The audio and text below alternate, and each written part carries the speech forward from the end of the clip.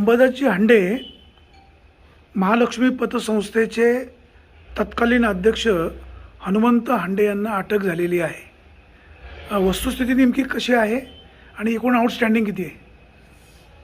हनुमान हांडे संस्थेचे विद्यमान चेअरमन यांना अटक झाली.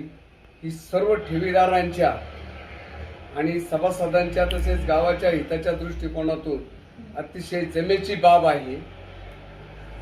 आता त्यातून आउटस्टँडिंग आपण जे म्हटलं आहात, हनुमान हांडे याच्याकडची जी आम्हाला प्रॉपर्टीची जी काही थोडीफार प्रमाणात माहिती मिळालेली आहे, मग उमरतची प्रॉपर्टी असेल, काही नारंगावची असेल, काही पाशांचा फ्लॅट असेल किंवा गणपतीपुळे असेल, काही फलटणची थोडीफार माहिती म्हणजे प्रॉपर्टी मिळाली. तसेच ढवळपुरी इथे धोत्रे इथली काही प्रॉपर्टी आहे, त्या सगळ्या मी प्रॉपर्टी. ढवळपुरीला त्यांची काही जमीन आहे का? हो, जमीन आहे. त्या जमिनीवर कर्ज काढले? त्या जमिनीवरती तर कर्ज दाखवलेलं नाही, परंतु बोगस ज्या प्रॉपर्टी आहेत ते सगळं बोगसच आहे. असं ज्या प्रॉपर्टी आहेत त्या प्रॉपर्टी आणि एवढे दिवस हनुमंत हांडे पोलिसांना गुंगारा देत होते, मग आता अचानक सापडले कसे? हा, आता पोलिसांना गुंगारा देत होते आणि सापडले कसे?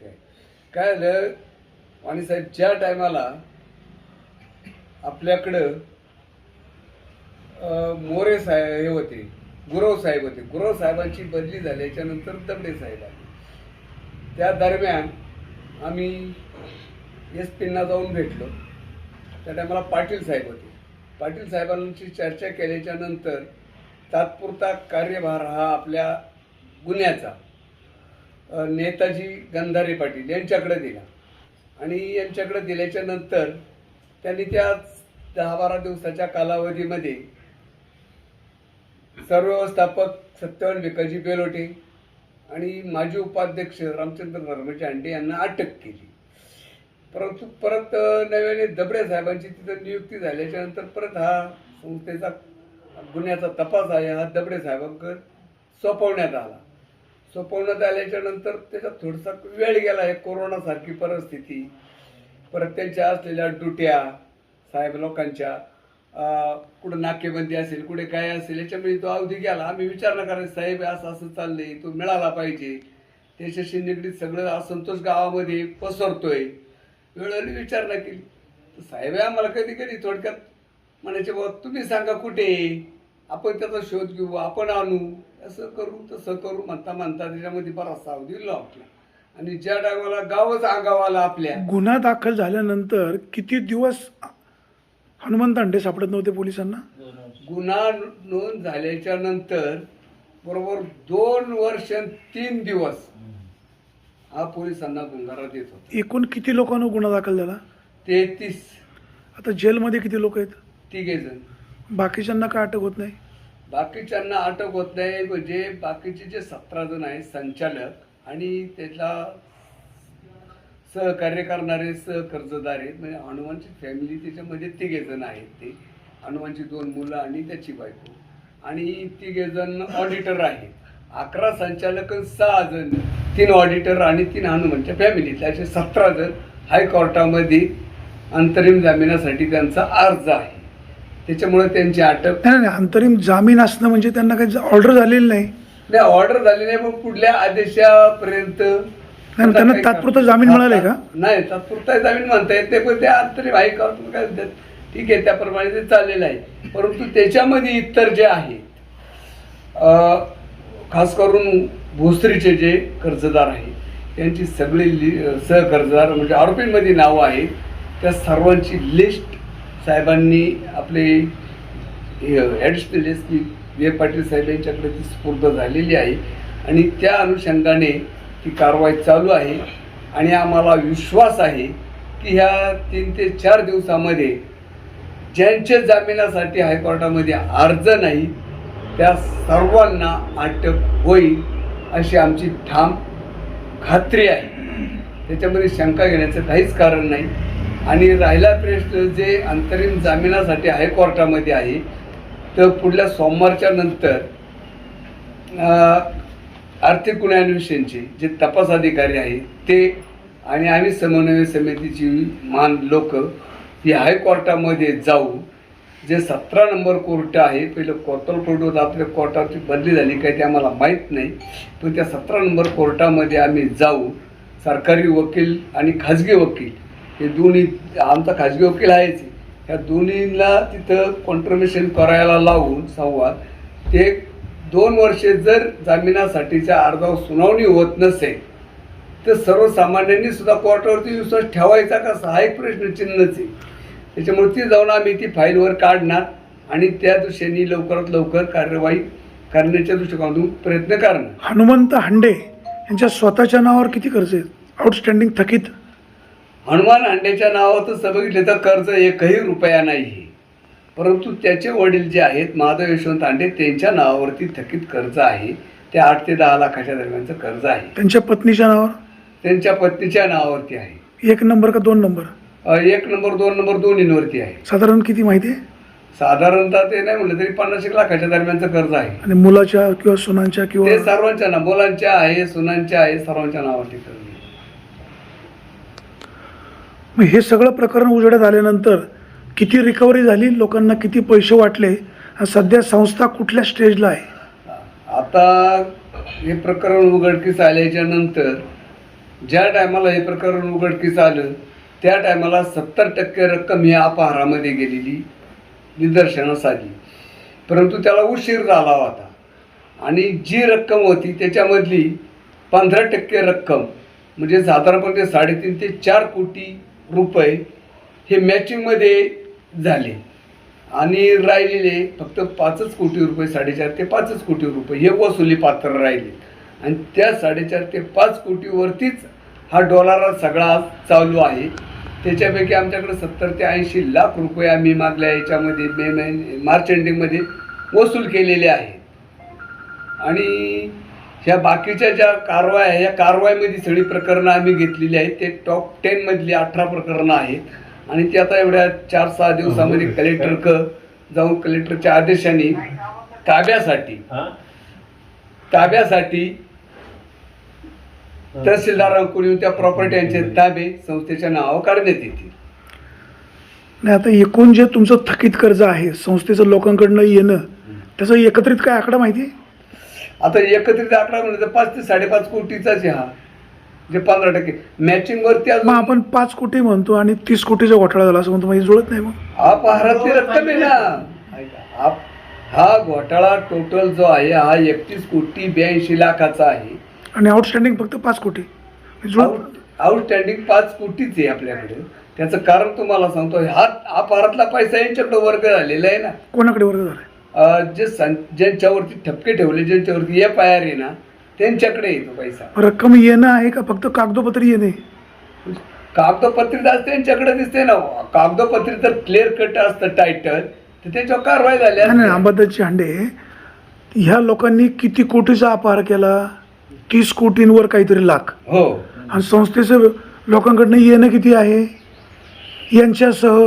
ते यांच्यासह येणंच येते 31 कोटी पैकी आपल्याला 19 कोटी 17 मार्च 17पर्यंत जोपर्यंत ऑडिट झालं तोपर्यंत 19 कोटी रुपयांवर काहीतरी लाख आहे ते पैसे येणं होतं अपहारित रकमेतलं. आणि ही जी वरली रक्कम आहे ही यांच्याकडे कर्ज रूपात वर्ग झालेली आहे. आता या संचालक मंडळाची मुदत संपली असेल, मग संस्थेवर काय प्रशासक आहे का? प्रशासक आहे. कोण आहे प्रशासक म्हणून? PL रोकडे साहेब, पांडुरंग रोकडे म्हणून. मग रोकडे इकडे कधी येतात? येतात कधीतरी. त्यांचा कुठला वार वगैरे फिक्स असतो? नाही, वार वगैरे असं कुठलाही फिक्स नाही किंवा काही. मग तुम्ही असं नियोजन का करत नाही? कुठला तरी एखादा वार ठरवून देणं, म्हणजे ठेवीदाराला यायचं असेल, कर्जदाराला यायचं असेल, काही डायलॉग करायचे असतील तर विषय मार्गी लागतो. नाही, झाली बऱ्याच वेळा त्यांच्याकडे आमची चर्चा झालेली आहे. त्यांना सांगितलं आम्हाला एक वार द्या आठवड्यातला. DDRनी त्यांना सांगितले, परंतु आता पाठ्यमाच्या काळात त्यांच्या आजारपण वगैरे काही चालू होतं. आणि आता कोरोनाचं एक सेंटर कुठलं याचं कोरोना सेंटर त्यांच्याकडे पाठीमागे ते भीमाशंकरला होती, आता याला होते आपलं कुठलं ते अवसरीचं त्याचा कार्य त्यांच्याकडं होता. त्याच्यामुळे तुमच्या महालक्ष्मी पतसंस्थेचं कार्यक्षेत्र किती आहे? कार्यक्षेत्र महाराष्ट्र 4 शाखा. एकूण शाखा किती? 4 शाखा. सगळ्यां मिळून येणं एवढं सगळ्या सांगितलेला आकडा? सगळ्या मिळून येणं. आता संस्थेमध्ये कर्मचारी किती आहेत? कर्मचारी आता आपल्याकडं 5 आहेत. त्यांचा पगार पगार पूर्ण का निम्मा का काय कसं? नाही, जो पगार ठरलेला आहे त्यांचा, त्यात कुठलाही 1 रुपया कमी नाही केलेला किंवा काहीच नाही. आता ज्यांच्याकडे आउटस्टँडिंग आहे म्हणजे रेग्युलर कर्जदार कोण असतील, रेग्युलर मीन्स हां, हां. 1 वर्षभर पैसे भरले नाही किंवा 2 वर्ष भरले नाही, मग त्यांची रिकव्हरी कशी करता? रिकव्हरी चालू आहे ना, वसुलीला जातात ना लोक, भरतात ना, काही भरतात. पण जी नाडार आहेत ना त्यांच्यावरही कारवाईला घेतली. नोटिसा गेल्या तरी लोकांनी पैसे योग भरले. गेगडे वगैरे सारखे मंडळी अंबताची आहेत, इष्टे आता सारखे जे मंडळी एकूण आहेत. येणं आहे त्यातला सगळ्यात मोठा कर्जदार कोण आहे? सगळ्यात मोठा जे येणं बाकी असलेला सगळ्यात मोठा कर्जदार म्हणलं तर साळवे कंपनी, कुठले आहेत ते? साकोरी. पण त्यांचे काय डॉक्युमेंट घेऊन कर्ज दिले त्यांना? दत्तात्रय काय? रितसर मॉर्गेज आहे. दत्तात्रय काय? दत्तात्रय मानाची साळवी, पांडुरंग मानाची साळवी. मग ते रिकवर का करत नाही तुम्ही? आम्ही आता ते कारवाईत घेतले, 101 दाखल. आता कलेक्टर त्यांचा प्रस्ताव जाणार आहे प्रॉपर्टीचा. प्रॉपर्टी तारण आहे आपल्याकडे, आपण ती प्रॉपर्टी विकणार आणि लोकांचे पैसे काढून देणार. आता ज्यांचं या संस्थेमध्ये कर्ज आहे त्यांनी पैसे भरले नाहीत, तुम्ही त्यांना आव्हान काय करणार? हा, ते महत्त्वाचा मुद्दा आहे. जे कर्जदार आहेत त्यांना हे मी सांगू इच्छितो की कारवाईची वाट न बघता आपण कोणीतरी तिथे पैसे ठेवलेत म्हणून आपल्याला कर्ज मिळालेलं आहे, त्यांच्या भावनेचा आदर करा आणि आपल्याकडे असलेली देय जी रक्कम आहे कर्जरूपाने ती संस्थेत त्वरित वर्ग करा. जर कारवाईत गेलं तर कागदाच्या पेनच्या शाईपासूनचा खर्च संपूर्ण ही वसुली तुमच्या कर्जातूनच वसूल केली जाणार आहे. आणि जर तुम्ही म्हणाल आमचं तारण नाही, हे नाही किंवा काहीच नाही, तर तुमचे जामीन जे आहेत त्या जामिनांच्या प्रॉपर्ट्यासुद्धा संस्थेला एवढा अधिकार आहे की त्या जामिनांच्या प्रॉपर्ट्यासुद्धा ताब्यात घेऊन त्याचा लिलाव संस्था करू शकते. इथपर्यंतचे अधिकार संस्थेला आहे. ज्या लोकांनी या संस्थेमध्ये ठेवी ठेवलेले आहेत त्यांचे अद्याप पैसे मिळाले नाही, तुम्ही त्यांना काय आश्वासन द्याल? नाही, पैसे कसं होतं आणि साहेब आपल्याला पैसे द्यायचा आपण माणूस त्यांचा तयार केला होता की त्यांना आपण कुठल्याही परिस्थितीमध्ये नवरात्र उत्सवामध्ये कमीत कमी 10 ते 15% रक्कम देऊ असं आपण आश्वासित झालो होतो. कारण पुढं विजन तसं होतं आणि आम्ही तसं विजन ठेवलं होतं. परंतु या कोरोनाने सगळं त्याच्यावर आज आमच्याकडं पाणी फिरवलेलं आहे. नियोजन असं होतं आमचं की विशाल जुन्नरच्या ताब्यामध्ये असलेली माधव वेशमत म्हणजे हनुमान महादेव हांडे यांची जी प्रॉपर्टी आहे, ह्या प्रॉपर्टीच्या लिलावाच्या मधून आम्हाला 60 ते 70 लाख रुपये येणार होते. त्याच्यानंतर जी टॉप 10ची आम्ही कर्ज घेतली होती, जी कारवाई ते आज त्या कर्जांच्या माध्यमातून भले त्यांनी नसते बरे पण आज लिलावाला त्या प्रॉपर्टी आल्या असत्या. त्या प्रॉपर्टीच्या माध्यमातून आम्हाला 1.5 ते 2 कोटी रुपये त्या प्रॉपर्टीच्या माध्यमातून 1.5 ते 2 कोटी रुपये आम्हाला येणार होते. आणि आमच्याकडं जवळजवळ कोटभर रुपयाची वसुली आहे पहिली. असे 4 ते 4.5 कोटीचं आम्ही नियोजन ते केलं होतं. परंतु दुर्दैवाने आमच्या म्हणा, ठेवीदारांच्या म्हणा किंवा काय म्हणा, तो लिलाव फिसकाटला. 1,83,00,000 झालेला लिलाव फिसकाटला. त्याची परत बोली लावली 24 तारखेला. विशाल जुन्नरची पण बोली बोलायला कोणी काय आलेलं नाही.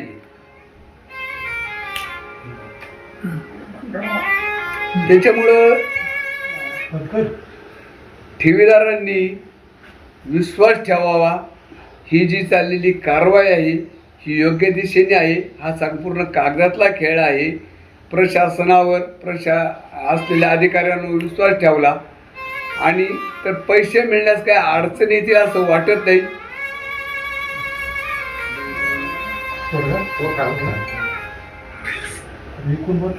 कुठल्या ठेवीदारांचे पैसे मिळण्यास काही अडचणी येणार नाहीत. फक्त याच्यामध्ये तांत्रिक अडचणी अशा आहेत,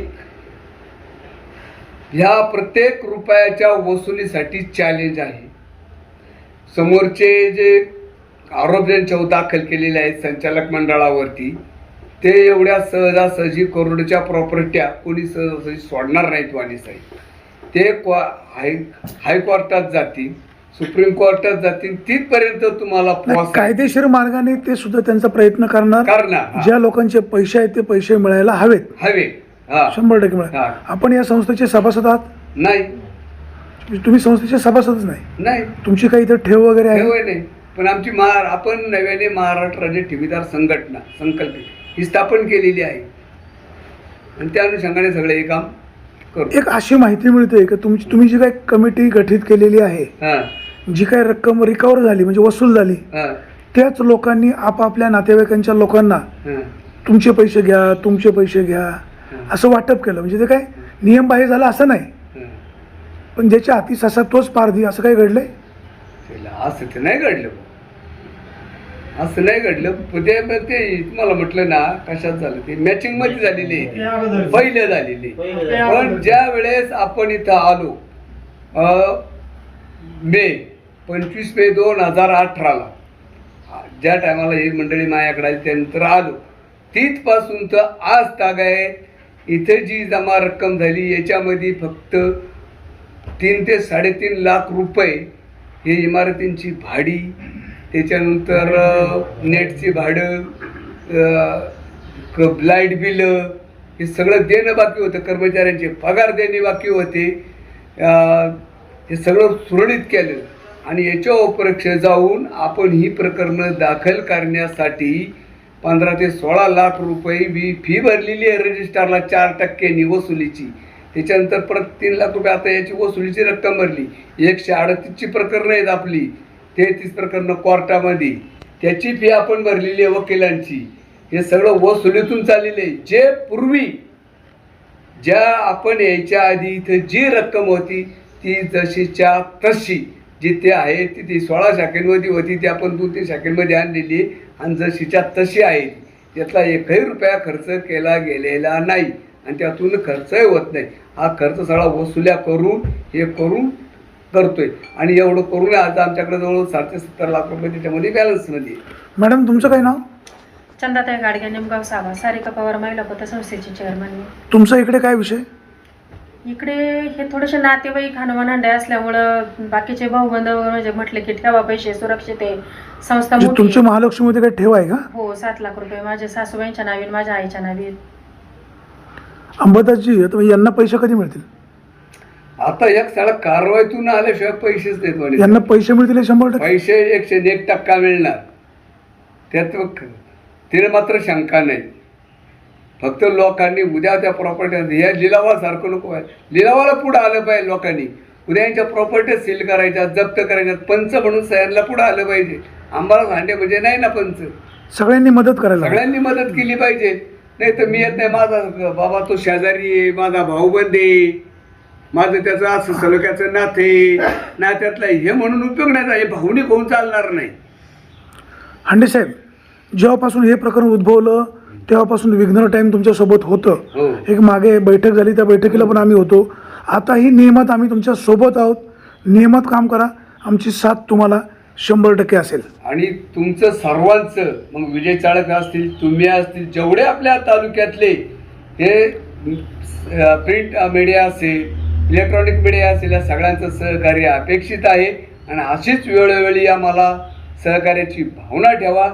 संस्था हे ठेवीदार कायम आपले ऋणी राहतील. आपला हा 4था स्तंभ आहे, त्याच्या मार्फत तुम्ही हे सगळं व्यवस्थित लोकांपर्यंत पोहोचवण्याचं काम करा, जेणेकरून बायला कुठं गालबोट लागणार नाही किंवा नाही. ठेवीदारांचे पैसे मिळाले पाहिजेत. तालुक्यामध्ये नव्हे तर जिल्ह्यामध्ये महाराष्ट्राची महालक्ष्मी तयार होऊ नये. कारण आपण आता रोज टीव्हीला बघत आहोत, दररोज कुठल्या ना कुठल्या बँकेचा, पतसंस्थेचा, याचा त्याचा घोटाळा बाहेर येतोय आणि याला अटक त्याला अटक हे होते. परंतु व्यवस्थित कारवाईत न जाता तिथल्या स्थानिक लोकांनी उठाव केला तर त्याला न्याय नक्कीच मिळतो, एवढं वाणी साहेब सांगतो. आणि महाराष्ट्राच्या दृष्टिकोनातून, ठेवीदार संघटनेच्या दृष्टिकोनातून तुमचं सहकार्य हे आम्हाला अपेक्षित आहे. नक्कीच. धन्यवाद. ठेवीदारांच्या एकजुटीचा, ठेवीदारांच्या एकजुटीचा, महालक्ष्मी माते की, महालक्ष्मी माते की. महालक्ष्मी पतसंस्था एक नावाजलेली पतसंस्था. या पतसंस्थेचे चेअरमन हनुमंत हांडे यांनी लाखो रुपयांचा घोटाळा केला. 2 वर्षापूर्वी हा घोटाळा प्रकाशामध्ये आला, परंतु हांडे मात्र पोलिसांच्या हाती लागत नव्हते. पोलिसांनी वेगळ्या कृत्या वापरून हांडे यांना 2 दिवसापूर्वी अटक केलेली आहे. 25-30 कोटी रुपयांचा हा घोटाळा आहे.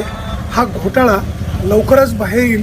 हे जे काही ठेवीदार आहेत या ठेवीदारांना हे पैसे मिळतील अशी अपेक्षा आहे. संबंधित विभागाचे अधिकारी यांनी सुद्धा लक्ष घालणं गरजेचं आहे आणि ज्यांचा यामध्ये सहभाग आहे चुकीच्या कामामध्ये ह्या सगळ्या मंडळींना वठणीवर आणायला हवं. जे ठेवीदार आहेत, ज्या मायभगिनी आहेत, त्यांनी अतिशय कष्टाचे पैसे या ठिकाणी ठेवलेत.